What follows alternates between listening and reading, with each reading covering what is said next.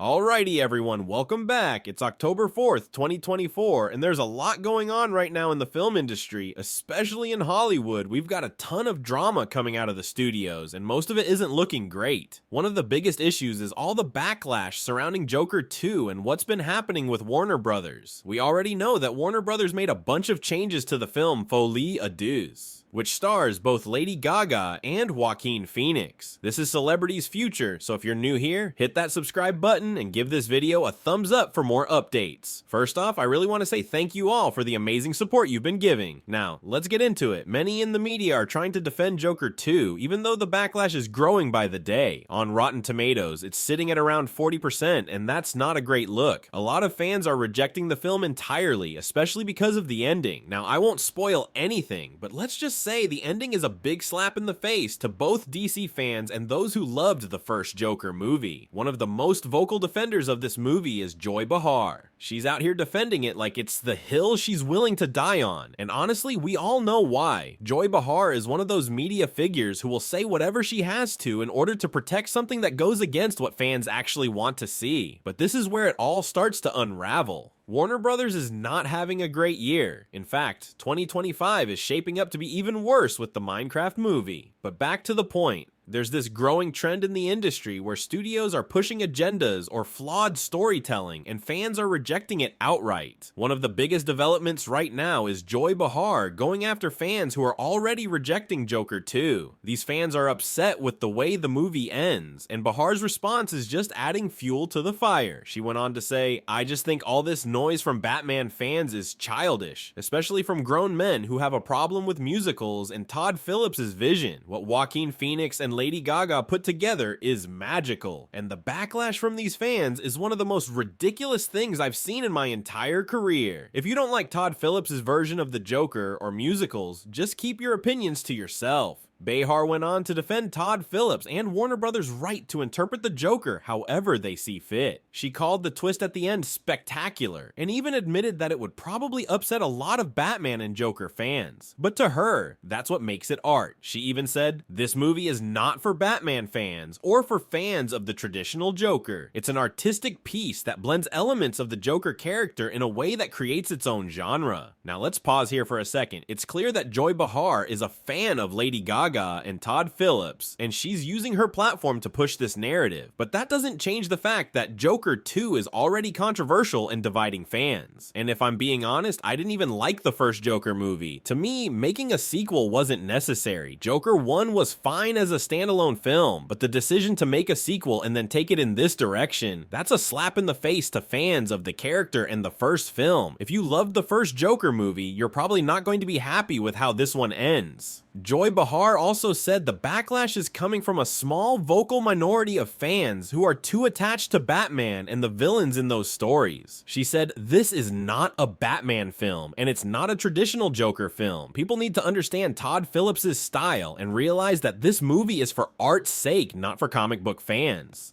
Look, I'll be the first to say that Todd Phillips has every right to create his own vision of the Joker, but when you start making sequels that stray so far from what made the original great, you're going to get backlash, and fans have every right to voice their opinions. She also added, "Fans who are complaining about the musical element are part of the problem. If you're a true Batman fan, you'd respect the art and Todd Phillips' interpretation." So, let's be real here. Joy Behar is a fan of Todd Phillips, and that's where all this is coming from. But Joker 2, it didn't need to happen, and the way it's been executed is questionable at best. I wouldn't be surprised if this movie flops at the box office, even though it could still make money, but I just don't see it succeeding on word of mouth alone, especially with critics already rejecting it.